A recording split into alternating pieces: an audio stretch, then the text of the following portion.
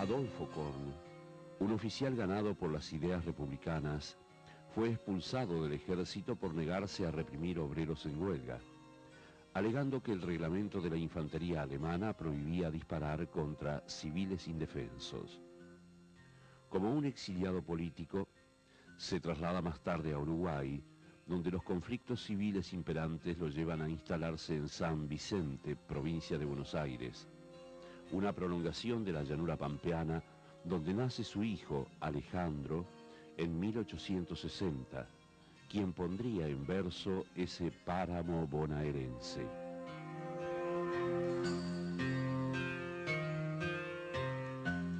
Allí solo se ven interminables el cielo azul y la llanura verde, y llega hasta los últimos confines el soplo formidable del pampero. Yo nunca oí el murmullo de los bosques, ni soñé al borde de las cataratas. Solo aprendí a escuchar allí el latido del angustiado corazón humano.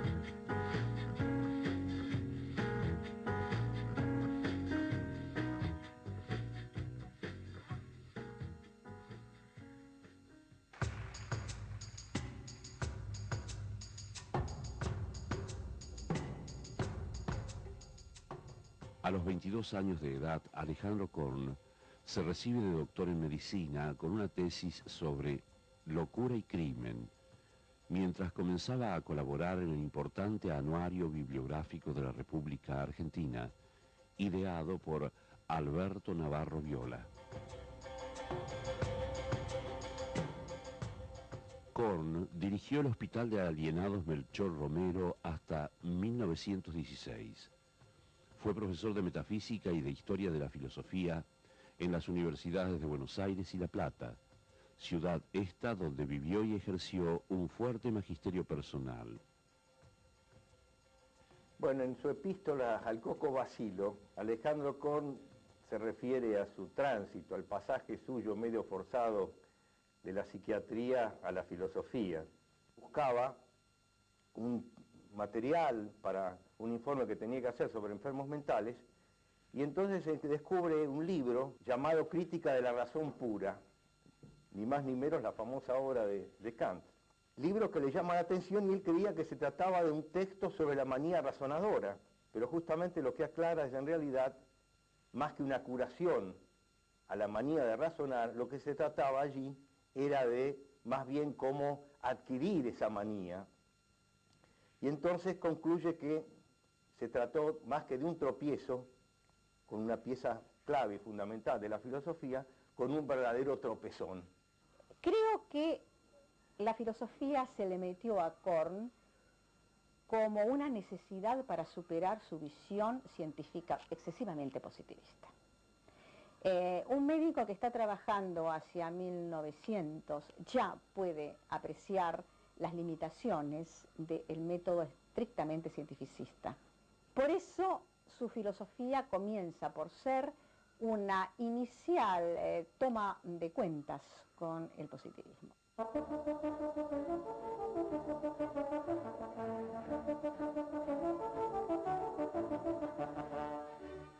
Con el triunfo del movimiento reformista fue elegido decano en la Facultad de Filosofía y Letras porteña, junto a José Ingenieros como vicedecano. En 1894 fue electo diputado provincial por el radicalismo y después del golpe de Estado de 1930 se afilia al Partido Socialista.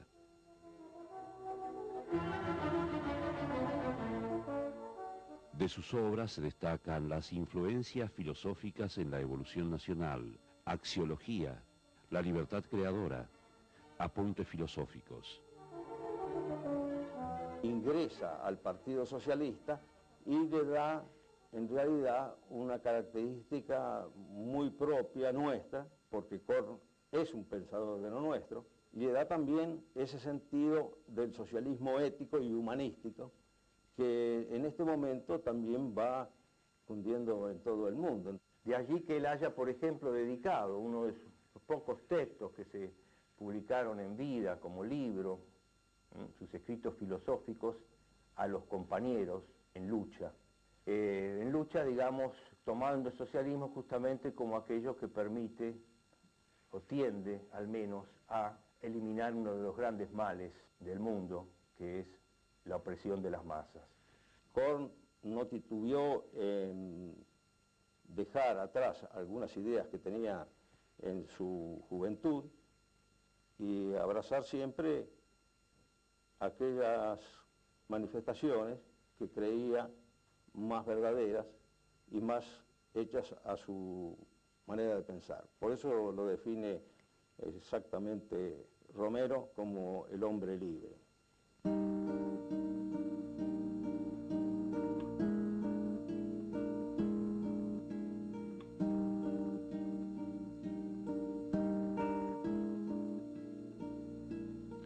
En 1930, al despedirse de la enseñanza mientras impugnaba la filosofía de cátedra desvinculada de la realidad, como juego de divagaciones ajenas a los caracteres nacionales, Korn trazó un autorretrato epocal.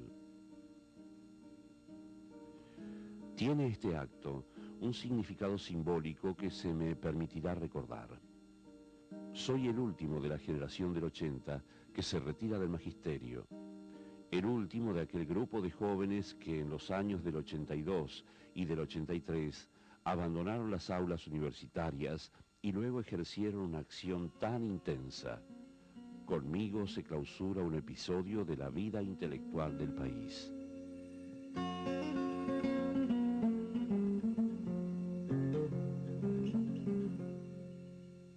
Alejandro Korn es una de las grandes figuras intelectuales de este siglo, se lo puede ubicar desde comienzos de siglo. Una figura que ejerció además docencia porque creó una escuela.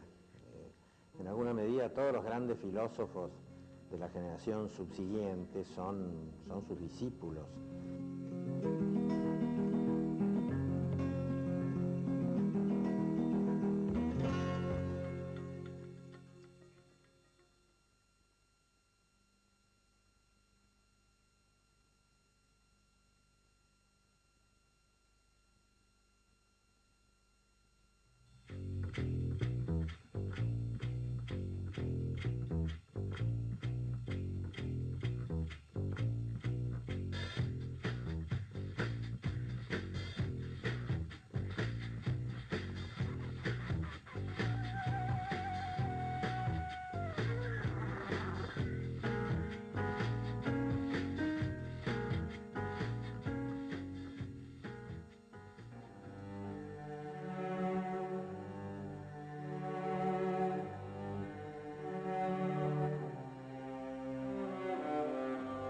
El viejo Korn, como lo apodaban directamente sus allegados, defendió las luchas estudiantiles frente a la politiquería criolla.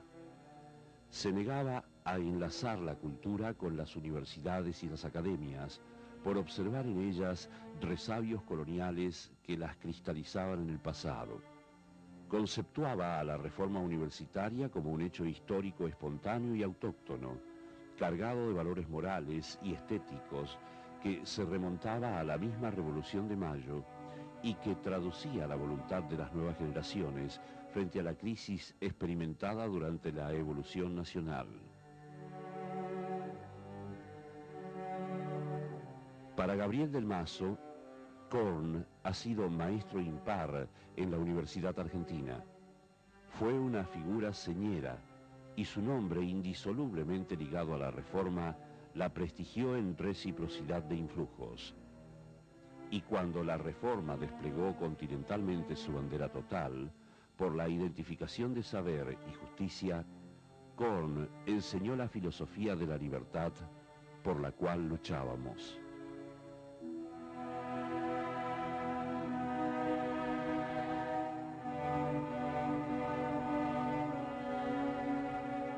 entiende que el alumno y la universidad misma es un recinto para capacitar al joven a pensar en libertad y expresarse libre de todo dogmatismo.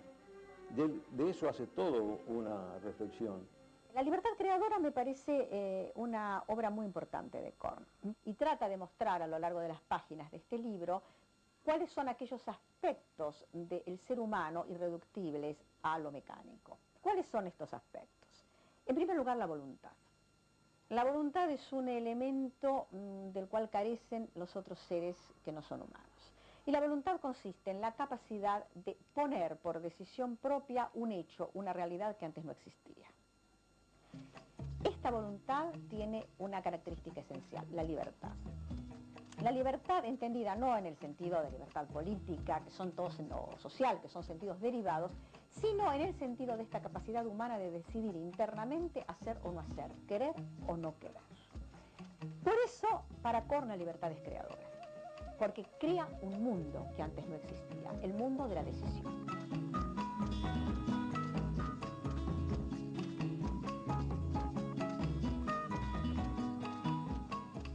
Es una obra que ejerce una influencia, un impacto así muy fuerte en la conciencia juvenil.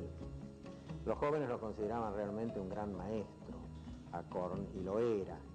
Era un hombre de enorme capacidad para entender a los jóvenes y era un hombre abierto. El otro elemento muy importante en esta caracterización de toda esta línea de la realidad, que es la realidad del humano, es lo axiológico, es decir, el mundo de los valores. Como dice Korn, el valor es una reacción que tiene el hombre frente a la realidad de las cosas. Es la contrapartida del pensar. Ante esta captación, ante esta relación establecida en el pensamiento con las cosas, el hombre reacciona.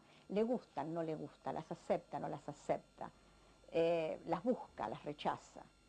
Estas son las valoraciones. El valor no es algo objetivo, no es algo absoluto para Korn. Es la respuesta que damos nosotros los hombres en nuestra individualidad, pero también como cultura. Por eso Korn establece una especie, diría yo, de filosofía de la cultura en su axiología, en su teoría del valor. Que era además un hombre de una ética personal muy fuerte, que vivía con la renuncia en el bolsillo, que sancionaba moralmente a cualquier persona que hubiese defeccionado, digamos, de sus ideales cívicos. El ser amigo de Korn era un timbre de honor, no cualquiera era amigo de Alejandro Korn.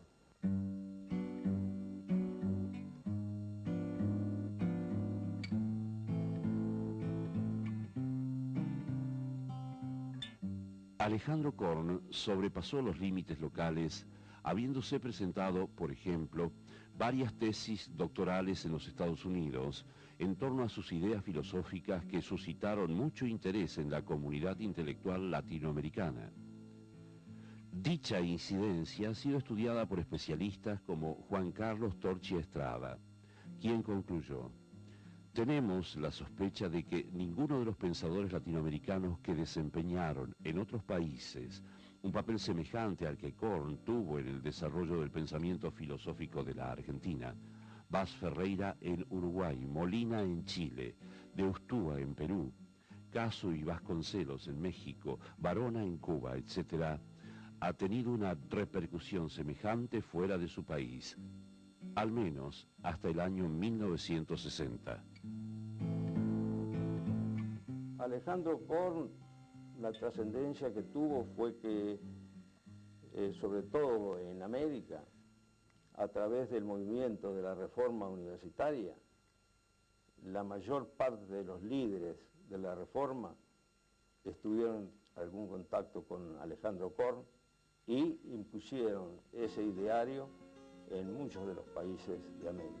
Y desde el punto de vista filosófico, si bien él habla del hombre universal y de su proyecto de libertad, nunca pierde de vista el tema del hombre americano y de las especificidades, podríamos decir, que América tenía.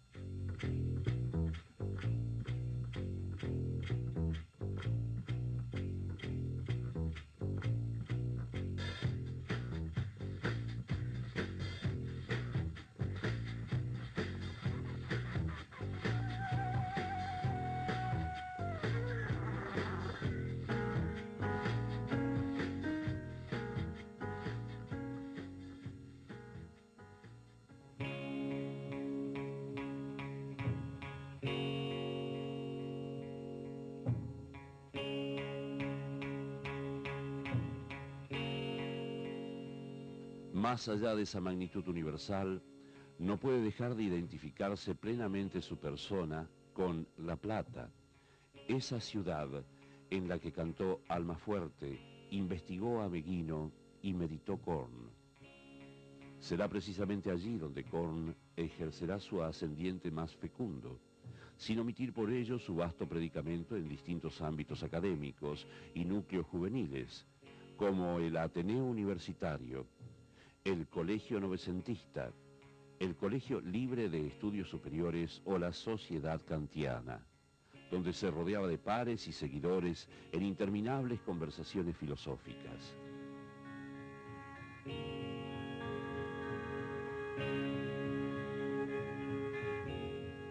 Toda su obra es una obra de pasión por la juventud, de pasión docente. Él fue un gran propulsor de los jóvenes.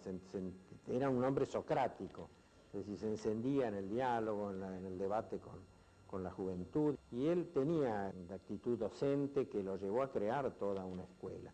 El doctor Arévalo, que fue presidente de Guatemala y que fue también alumno de Alejandro Korn, lo describe precisamente como un hombre que a la manera socrática iba y dictaba sus conferencias, sus clases, de una manera amena y no acartonada ni pretendiendo estar siempre en el centro de la cuestión.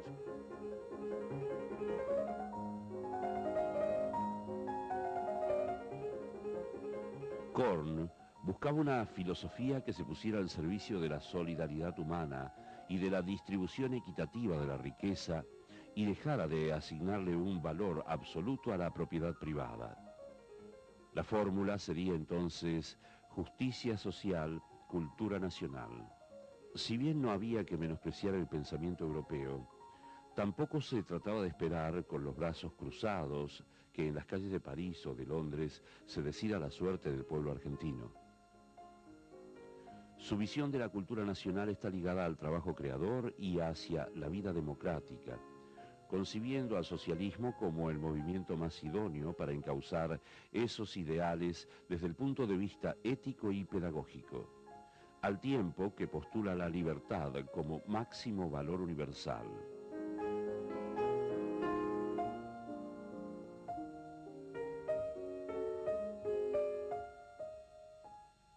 Según Eugenio Pucciarelli, desde muy temprano, Korn hizo sentir la inclinación hacia la libertad, no solo como problema filosófico, sino como exigencia impostergable de la persona entera y como deber de asegurar su ejercicio en medio de todos los azares a que está expuesto. La idea que él tiene es básicamente esa. La búsqueda de la libertad es la gran condición humana. Es además la misión que tiene el hombre sobre la tierra. Y debe hacerlo con un sentido ético y con una concepción de los valores que son un poco eternos en la condición humana. Yo creo que Korn estaría hoy muy alarmado por la crisis de los valores tradicionales que hay en este momento en nuestro país, donde los valores tradicionales de esfuerzo, de conducta, de trabajo, de estudio, parecen irse reemplazando por otros, ¿no? La belleza física, el éxito, el dinero.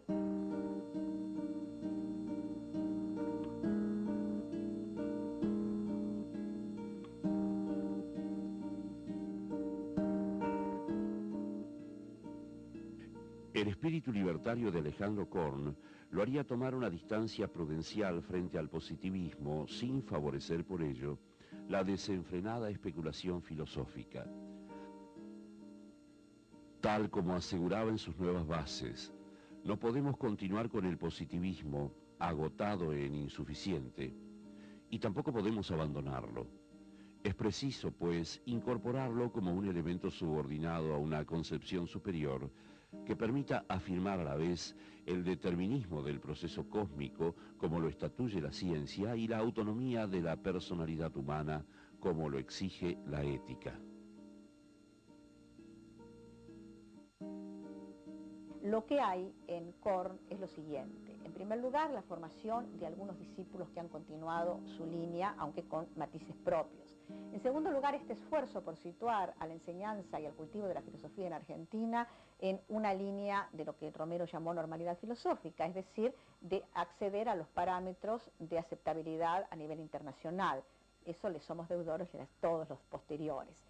Y en tercer lugar, el haber ejercido esta especie de magisterio difuso en los alumnos y docentes de la Facultad de Filosofía, tanto de La Plata como de Buenos Aires, y a través de ellas, que eran las más importantes, junto con la de Córdoba en Argentina, a todo el país, haber hecho esta especie de magisterio de superación del positivismo en una línea no de choque, sino de asunción de lo válido y progreso.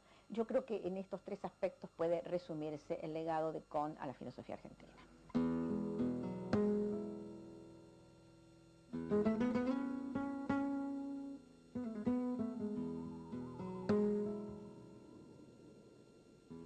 El 9 de octubre de 1936, durante el sepelio de los restos del doctor Alejandro Kohn en la ciudad de La Plata, entre los muchos discursos que allí se pronunciaron, se destaca la síntesis efectuada por otro gran intelectual de nuestro continente, Pedro Enrique Sureña. El hombre a quien ahora despedimos era una de las más altas inteligencias de América y uno de sus maestros de saber y de virtud. La visión que yo tengo de Alejandro Kohn es de realmente un hombre que nos enseñó a pensar sobre todo y que nos enseñó a vivir en libertad o a tener ese criterio libre de dogmas, libre de prejuicios y estar siempre atento a la investigación y a la búsqueda de la verdad.